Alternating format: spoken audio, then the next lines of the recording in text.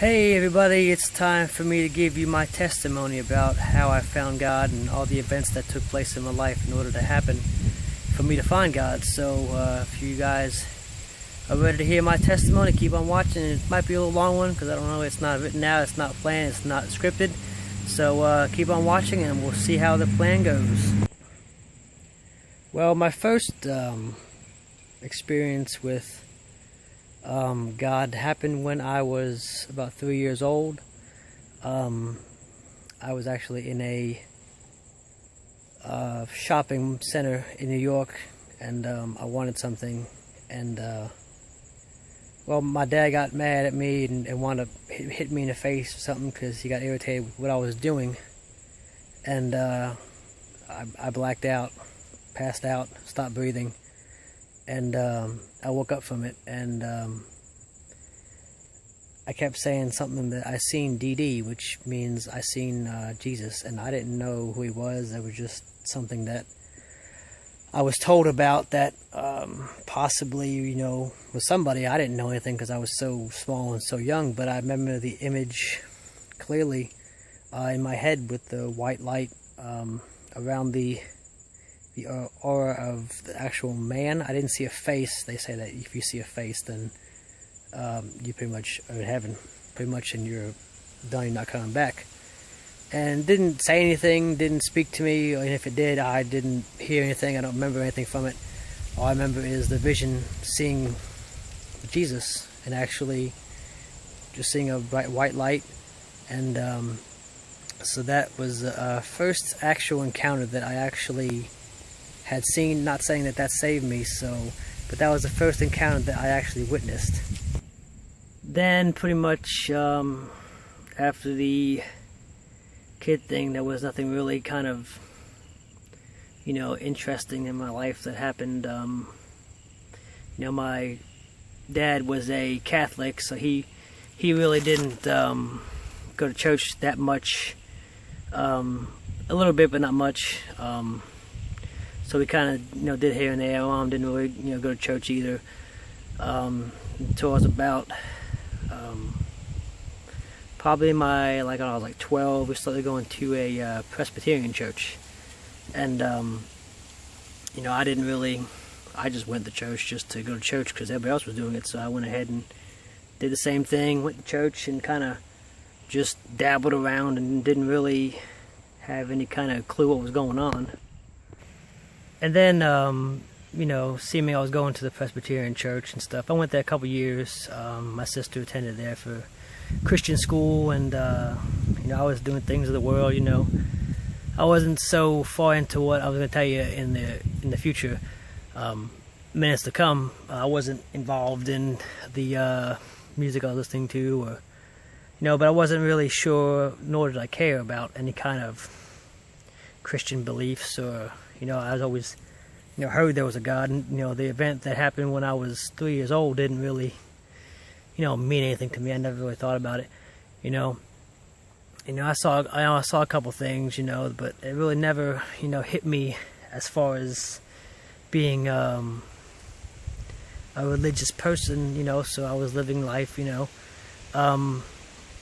doing, you know, the casual stuff that people do, you know, sex, drugs here and there, nothing really hardcore.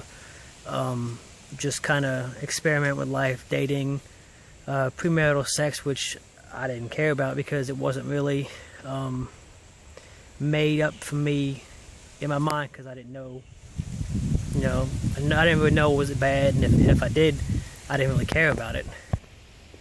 Then events happened to me. I was, you know, going crazy, and wound up finding this band from a couple friends that I used to hang out with called Insane Clown Posse. Wasn't really worshiping them, was just more listening to them, getting caught up in their crazy, demented type teachings, and music was kind of horrible to listen to. It wasn't all the best, talking about raping, killing, homicide, suicide, depression, drugs. You know, pretty much I felt that I was drawn into that kind of music. It was a phase, I guess you would say, I listened to it, for years actually. But stayed lost and didn't really care about anything. So it took me, to a time I was about, I'd say, 20 for an event to actually happen that actually wound up changing my life, actually. I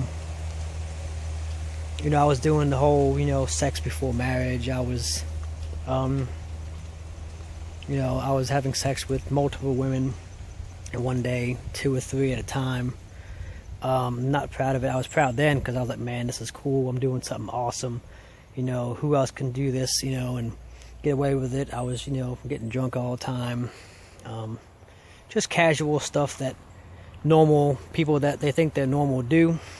So, they were getting me involved into that. I was going to concerts, all the time, and just sticking with the whole concert deals and the whole collecting psychopathic music, shirts, attending all the live events, the gatherings. So as I continued doing, the crazy stuff and going to concerts and going to gatherings and going to events, an event that happened due to my sinful nature actually woke me up and actually taught me a lesson. I was 20 years old, and I'm not going to actually tell you the actual event. If you want to message me, you can. People that have known me for a while automatically know, what that was, and I'm not going to rekindle that because it's something that I've passed and overcame, but wouldn't change it for the whole anything. I wouldn't change it for nothing because it helped me actually get to where I am now, follow God, and be a living testimony for Him, and to actually spread my story about how I actually came into the Christian faith and actually had gotten, saved and baptized and repented of my sins. So I kind of had gotten actually arrested for a major crime, actually, and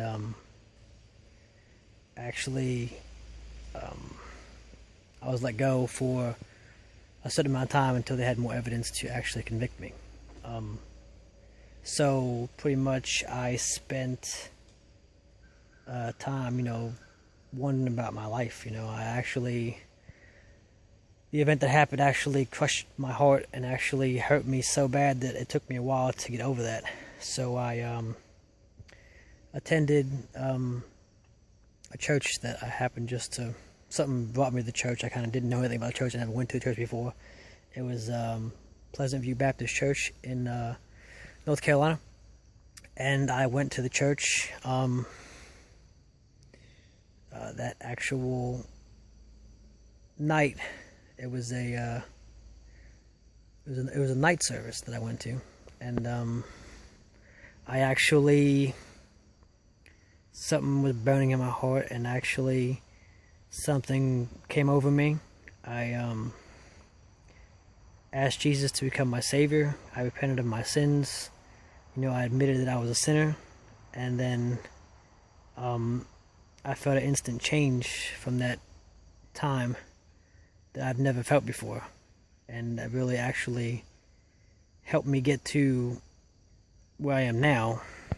So I was instantly saved that night, and it was the greatest feeling I ever had take place in my life. But that didn't really get me out of the trouble that I was in. It just helped me get to the Lord. But a couple months later, I wound up getting arrested. They wound up going through the charges. Got arrested that day. Got in there late that night. I cried to the Lord, saying, please, if there's any way I can get out of this somehow, just do what you got to do. God, work, do whatever you got to do. So I prayed while I was in the cell. Next morning we had the first appearance. My bond was actually, it was $500,000 secured bond couldn't get out. So went to the first trial. The judge said, hey, I don't know why I'm going to do this, but I'm going to go ahead and let you go. Let you sign your own bond, and actually you'll be released today. And I was so thankful, and I was like, God, I was like, you're amazing. And I think about it now, and I actually get chill bumps and actually get, a sensation in my heart knowing that he actually, heard my plans and heard my prayers and just secured that spot that I actually asked him to do. And he actually, helped me. He couldn't get me out of the trouble I was in because it was already done, but he actually helped me to get to where I needed to be and actually to help me get out of the trouble that I was in. So pretty much I got out of the trouble that I was in. I wound up getting 2 years probation. Had to go to classes, had to go to therapy classes, whatever. And like I said, I don't regret what I did, because if I never would have done that, if I would have never given the choice to actually go out and do the worldly things and actually get in trouble for doing that, I would have never met God. I would have never met Jesus. I would have never been saved, and I would have died in my sins, and I would have been dead in my sins, and I wouldn't have been, where I am now today as a Christian today. So I'm actually don't regret anything that actually happened. I'm actually happy that it happened. It didn't change me as far as, who I am, but it changed what I am. My whole belief system when stopped. Stopped listening to the music, started staying in church, started getting Bible study. Actually went to school and actually became an ordained minister back in 2004. So it's 10 years later, not saying I was perfect the past 10 years, because I wound up putting the actual ordination behind me and wound up going back to the music again, because some of the choices and places and people that I put myself in relationships with weren't really godly people. So I kind of stayed. I had the stuff behind me, but I kept it, probably for the past 10 years. I wound up having a child out of wedlock, who is now 7, who I don't regret at all having. So I'm actually happy that I had him. So a child out of wedlock, just getting back into sin again, doing bad things again, but pretty much moved back and forth from Florida, North Carolina, back and forth, different relationships, sexual sins, temptations, same stuff of the world, but I moved actually back to North Carolina in the beginning of June, actually. And I actually met a girl who actually I started dating for a while, and she actually was a Christian. Haven't dated a girl like that in a while. She had Jesus in her family had Jesus. Went to Osborne Baptist Church and started going to church ever since June. And I got baptized. I actually got back into where I needed to be. Didn't ask for salvation again because I was already saved before, and you don't get saved and then not saved, and it's not something you give up. So it's a one-time thing, and just the choices that you make happen to recur on the choices that have been made. So started going to church, and then all of a sudden, God gave me a vision to actually come up with a vision. I actually started reading the Bible again. New Testament I've read before. I'm actually going through it again. With a Bible study review, I've been doing videos on my channel. God gave me a vision to start a ministry called New Living Waters Ministry. And I've actually been doing that for the past about going on 2 weeks now. It's been going good. You know, I burned all my psychopathic merchandise, shirts, CDs, everything that had psychopathic stuff to do with it, so it wouldn't be, you know, accessible to my life. So I took care of that. I made some videos on that. Got some, you know, haters on the Juggalo community side, you know, saying, you know, you shouldn't have done that, you know, all kinds of name calling, you know, whatever. I'm not really concerned about that. So you're just kind of, you know, been led to actually driving home one night to come up with this ministry called New Living Waters, like I said. I have a YouTube channel linked with my actual real account that I did before with concert videos that I've actually deleted. Funny skits I've done, working out routines. Kind of just was led to create that channel and keep it mostly for religious actual teachings, topics, teachings, studies. My testimony now we added on there. So I was led, you know, by God to do something to help the unbelievers, the lost people, the juggalos, the people that lost in sin. So my testimony goes a long way about, at least, you know, I'm 31 years old now. Didn't really know who God was until I was like 21, something like around that time. Didn't really even follow through until 10 years after I got saved, pretty much to fully understand that, you know, the life I was living was bad, and there was still stuff linked in my past that I had to get rid of. So, you know, now that I actually got it out of my system and actually, you know, no longer inaccessible to any of that kind of nonsense, and was able to turn my life around, and just was led to start this ministry, get things going.